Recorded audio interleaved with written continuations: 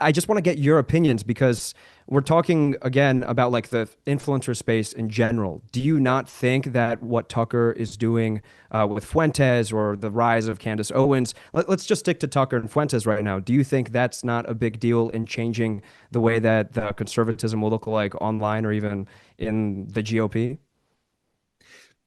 Yeah, I was speaking to this to a friend earlier. I think there are two things going on parallel tracks, and we have to be very careful um, not to lose sight of both.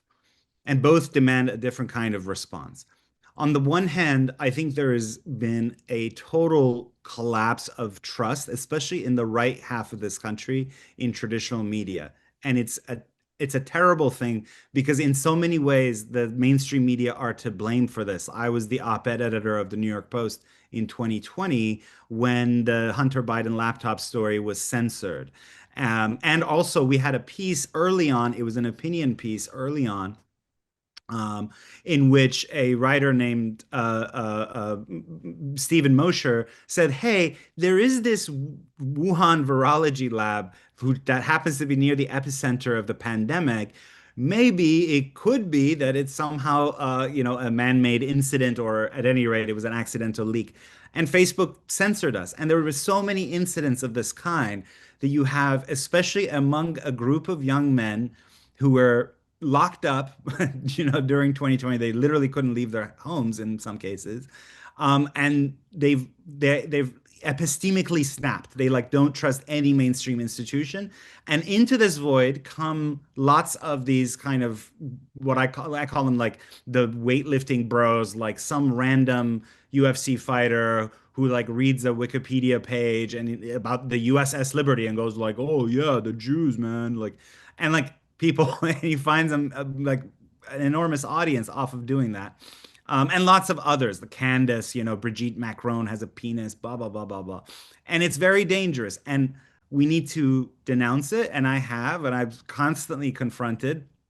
And it's a thankless job. I know you probably do the same sometimes, and it's definitely thankless because lots of the right now is so rabid and so unforgiving of any criticism of their own side that they, especially on X, they will immediately call you essentially an ethnic slur, and you can't even debate that. It's a kind of irrationality.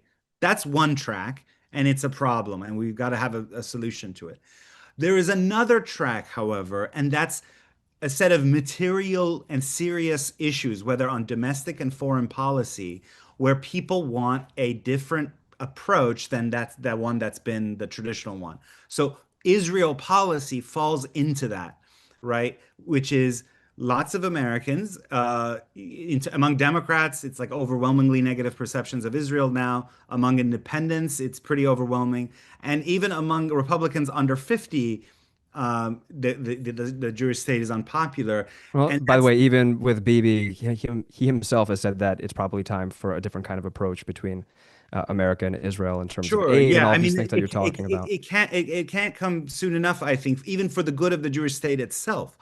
And what I worry about is precisely because some of the loudest voices who are willing to challenge the kind of traditional hawkish foreign policy view, maybe the reason they can do it is because they're a little crazy, also say a bunch of crazy stuff. Then there's this kind of conflation that anyone, for example, who is uncomfortable with what the current Israeli government's approach is to the West Bank is going to be lumped in as like, well, you must be a graper, you must be a Yeah. Candace Owens acolyte. I don't think And many I think young that's a people, mistake. And though, are thinking about the West I Bank. think the more, hey, buddy, you gave a lot of uninterrupted time to Laura. I feel like I'm getting interrupted. I look, I can, We we have a can more go back to the back and forth record. conversation. You're right. You can keep speaking. Go ahead. So, so like settler violence on the West Bank, a lot of young people see that now, right? And that doesn't mean that's all of Israel. I can be persuaded. I'm basically pro-Israel. I support Israel's right to exist and defend itself. That's kind of one of my baseline views. But as an American, I also have expectations for a country that is an ally, and I want to be able to criticize when I see cruel policies. And a lot of young people, left and right, want to be able to do that. for a long time, that kind of discourse has been policed. I think now, in retrospect, we see too harshly.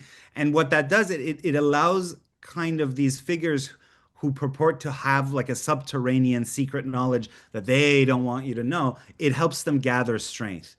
So I think if we have the proper debate about foreign policy, honest, fearless, respectful but robust, and we respond to where the populace is on foreign policy in general, whether that's a general sense that we want to retrench from the world. A lot of Americans are just tired of engagements abroad, or whether that's also to domestic policy issues, by the way, then I think it will take away the strength that has been gathered by the crank right. The crank right is dangerous. I mean, because anti-Semitism and conspiratorialism makes you stupid, and that's the worst part of it. If you think that like there is a simple answer to the problems of the world, that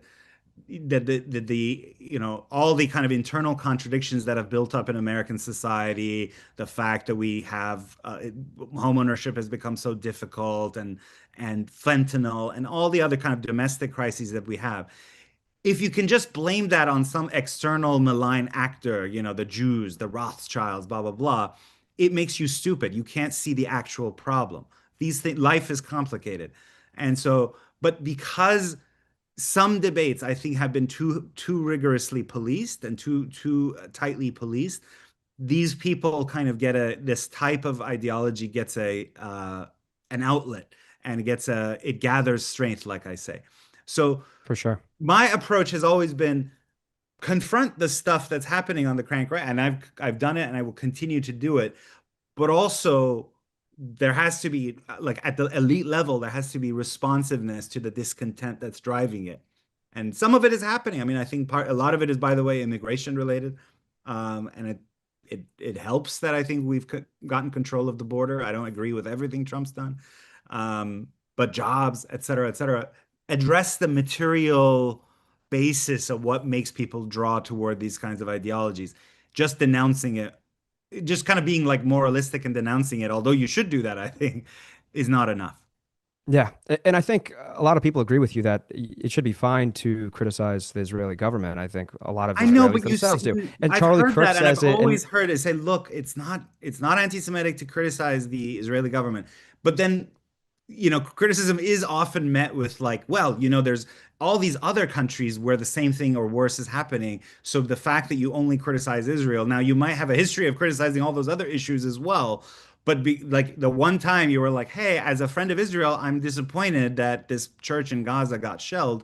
Say, like why are you picking up? Well, it is different because at the end of the day, like my taxpayer funds don't fund Hamas, and there are other places where I wish we wouldn't fund it either. But this is one where a lot of Americans, especially younger Americans, feel like they are implicated in its actions because of the closeness of the alliance. So I've always heard that, and I've said that myself. Look, it's okay to criticize the government, but when you question like the state's right to exist, et cetera, that becomes problematic. And I basically agree with that.